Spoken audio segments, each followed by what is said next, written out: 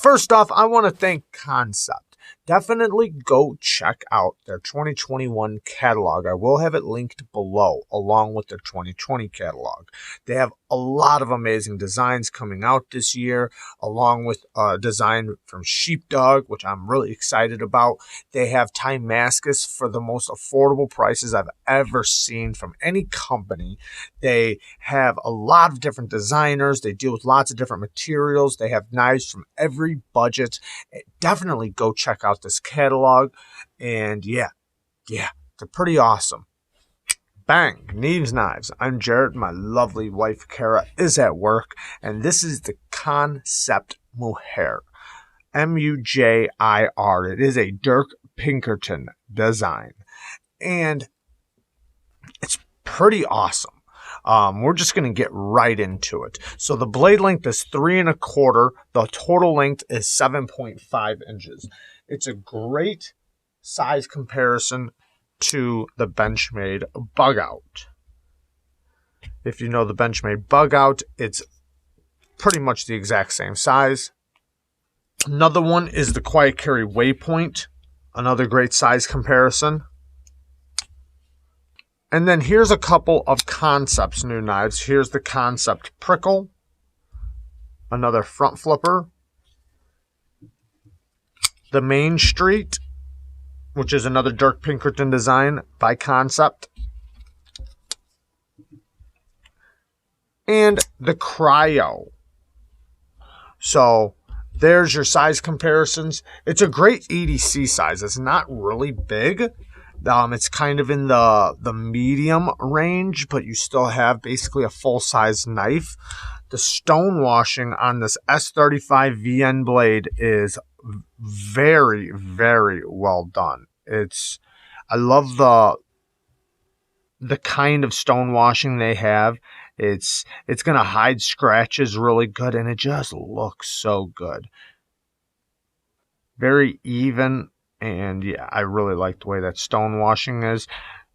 You can see the carbon fiber. They also have other versions of this, Timascus, and they have coated blades. They have the raw titanium handles. This is the coated titanium handle. And it's kind of a reverse bolster lock.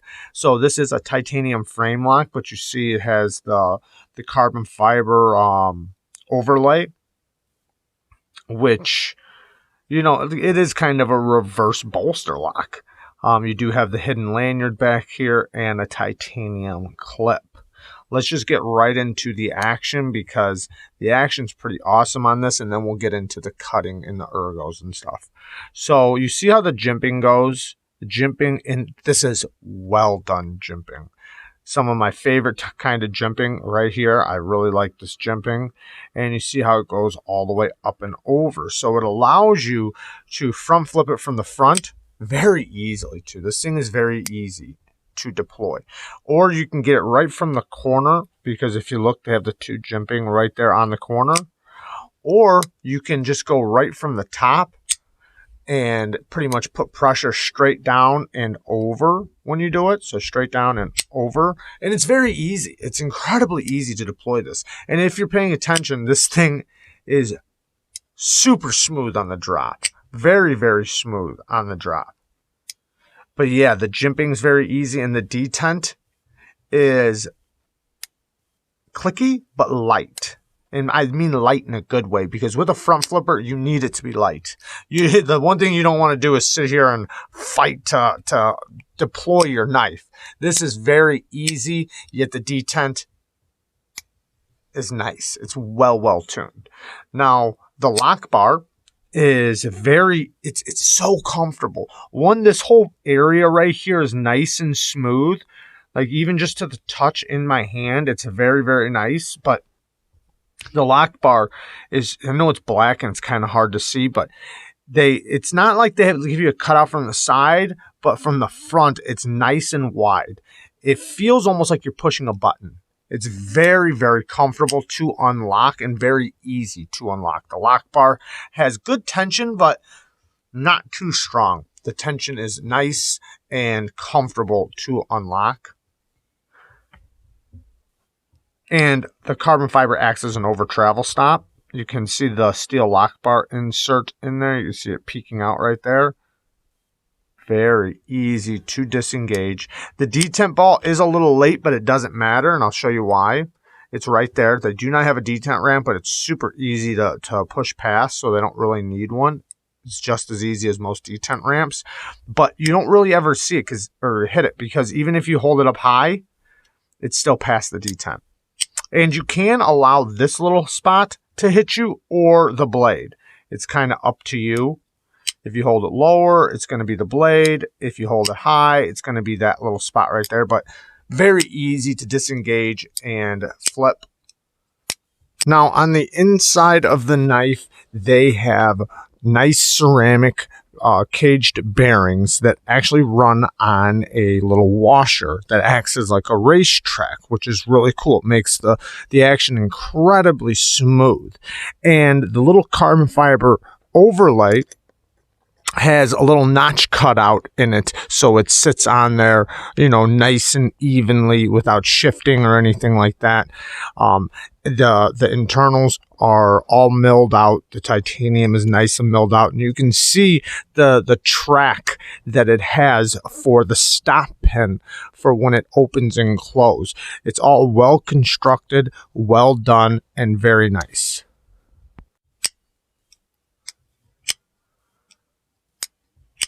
The lockup is very solid. No play, any direction. Very, very solid. So the ergos, very comfortable in the hand. Like I said about this jimping, the jimping is well done and it grips you very well. Lots of traction. And because of this soft spot I was talking about earlier, very comfortable to your finger. And the thickness here, it's not very thick. It's kind of that perfect thickness where it's not too thin, it's not too thick. It's right there in the happy medium range. And the jimping really locks you into this nice soft pad. So you have comfort here, gripping here. It feels very comfortable. This swell, your fingers wrap around really nicely. In my hand, you know, like this doesn't bother me at all. It actually sits nice and comfortably into my palm, and my fingers really wrap around it in a nice, comfortable way.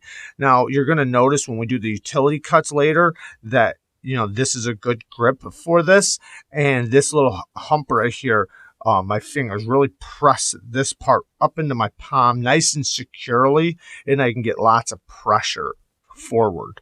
So it winds up working out really good in that grip. Pinch grip is nice and comfortable. Everything's very comfortable on this knife. I do feel the clip slightly, but it's a clip. So of course I feel the clip a little bit. It's not a hot spot. Not in my hands at least. But all this is nice and I don't think it's not chamfered. There are corners, but it really doesn't feel like it. It feels nice and comfortable. Like I said before, it does have the hidden lanyard, so if you do want to put a lanyard, not sure if it's a great spot because it might be in your palm, but it's there. So now cutting with it. I was kind of surprised because it does cut pretty doggone good. Now, is it going to be your construction knife? No. Is it going to be your ultimate cardboard slicer? No. But this Persian blade, and I'm not the biggest Persian blade fan, but in this case it works pretty good. It passes through materials relatively easy. It's about 18 thousandths behind the edge. So decent, strong blade with still a reasonable amount of geometry. So passing through materials, it does go through relatively easy. There were a couple times where, you know, it wasn't going into the material as easy as I'd like, but it still wound up working out just fine, especially for what this knife is for. And to me, it's kind of a gent knife. That's my opinion. It's kind of like your nice knife that works really well, and it does. So cutting with it, cuts very good, no problems. And you do have a little bit of a recurve here, so the material kind of gets trapped in that area as you're going through. Now, if you hit up into this area, it does have a chance of sliding out. So you do want to kind of trap it right in this hump. And in that case, it does cut very, very well. Like I said, it does separate through cardboard very easily, at least not you know, bad. especially considering the kind of knife it is. So you do have good leverage into the cuts. It's not like this is a really big handle. So considering the size of the handle it does wind up working out very well for slicing. I was pretty impressed. And, you know, this blade shape is mainly used for slicing. The Persian blade shape is made so that the tip doesn't puncture the things you're cutting, like when skinning an animal or something like that. So, but considering that type of blade shape, I was very impressed with its utility cuts. I was not expecting it to do as good as it did in utility cutting. One, I have a lot of leverage down into the cut, so it winds up working out. And you don't have to lift your hand all the way up to get to the cut, because when you have to do that, you don't have leverage. You don't have a lot of muscle pulling into your cut. You need your hand kind of down towards it so that you can use your arm strength to pull backwards. And in this case, it winds up becoming that way. You wind up being able to use the tip really good. It is strong and acute at the same time. So the tip pokes through materials good, but you also have enough leverage into the cuts. So the utility cuts I was very impressed with for a Persian blade. Most Persian blades don't do that good with utility cuts, and in this case it did. So great cutting, great utility cuts. Even with the zigzag cuts, it still did really good. Very impressed with the way it wound up cutting, considering the kind of knife it is. Now, in the pocket. So in the pocket, works really good. The clip, this is such an amazing clip. I wish more companies would take note. This is a good titanium clip. If you guys watch my channel, I love it when a titanium clip can go in and out of the pocket one hand, and I can deploy it, get it back into the pocket without an issue.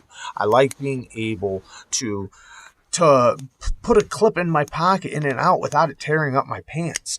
I'm sick of buying pants and carrying a knife for 2 days, and now the seam of my pants are all tore to crap. In this case, it doesn't. It's very comfortable going into the pocket and very comfortable going out of the pocket. I do not worry about it tearing up my pants at all.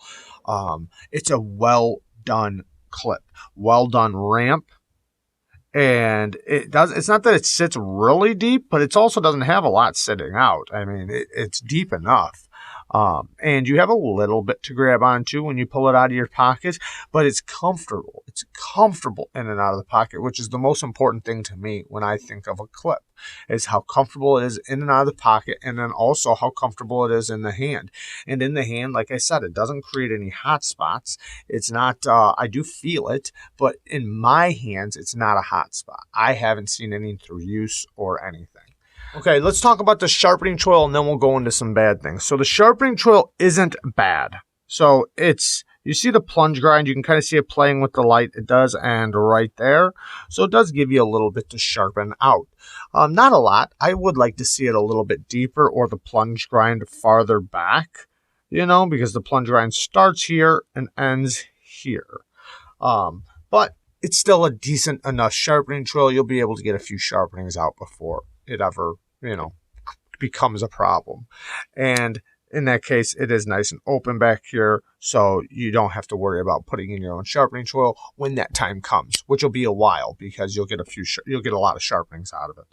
So let's talk about the bad. So one thing, this recurve. I don't think I think it looks good. But I don't think you're getting all the benefits that you get out of a recurve with this knife, considering the sharpening, because you're not going to be able to sharpen this one on a flat stone very easily, because the recurve is pretty pronounced.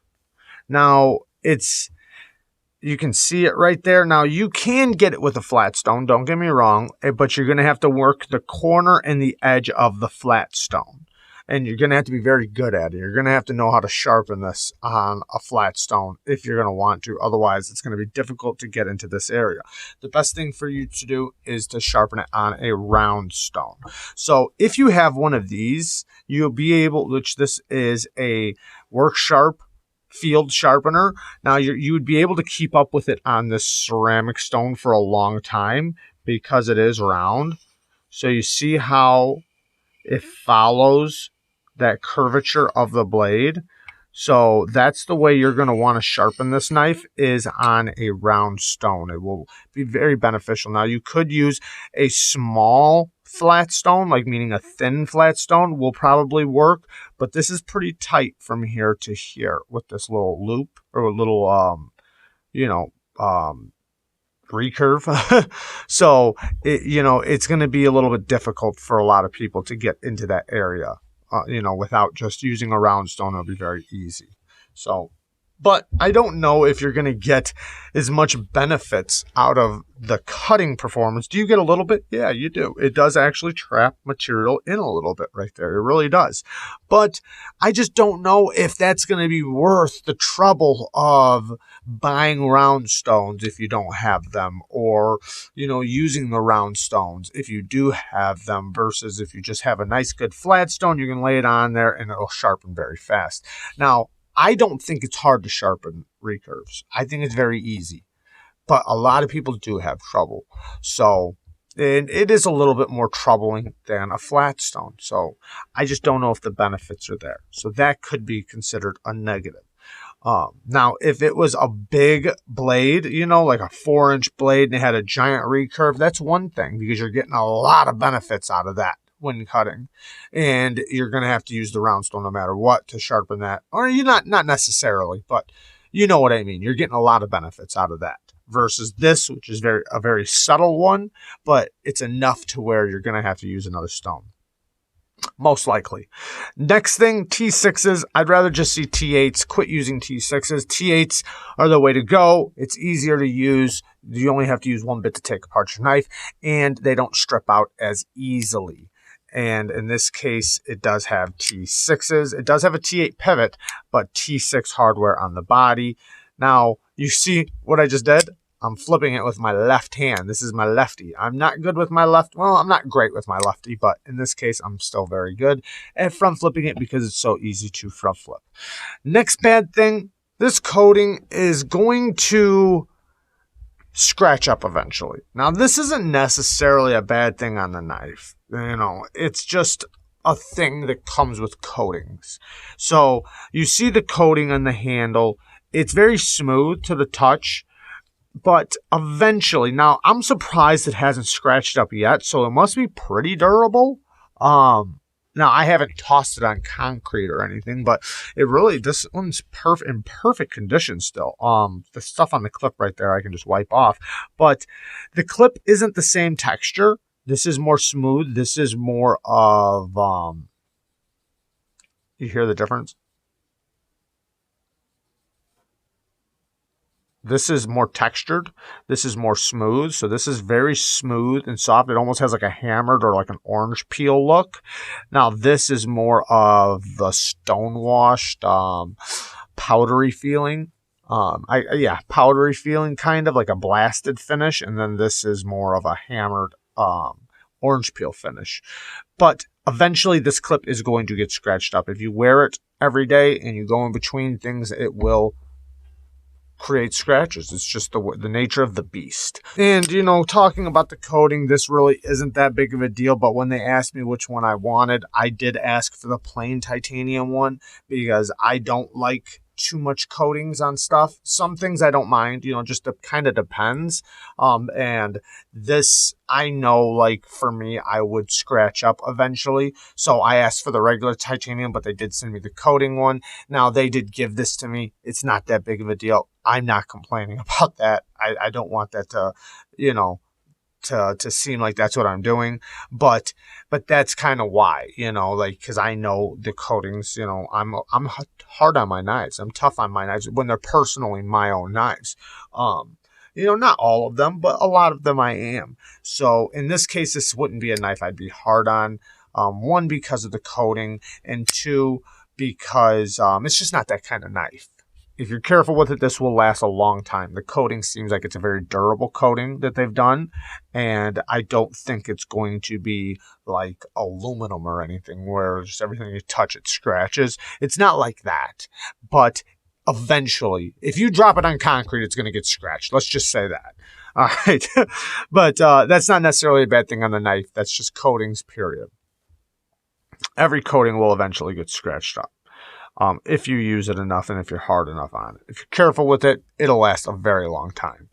Other than that, there's really no bad, right? This thing is done very well. I'm very impressed with this knife, especially considering it is a Persian, because I'm not the biggest Persian blade fan, but this winds up working out very well. And in my opinion, this is more of a gent knife, and it does good at it.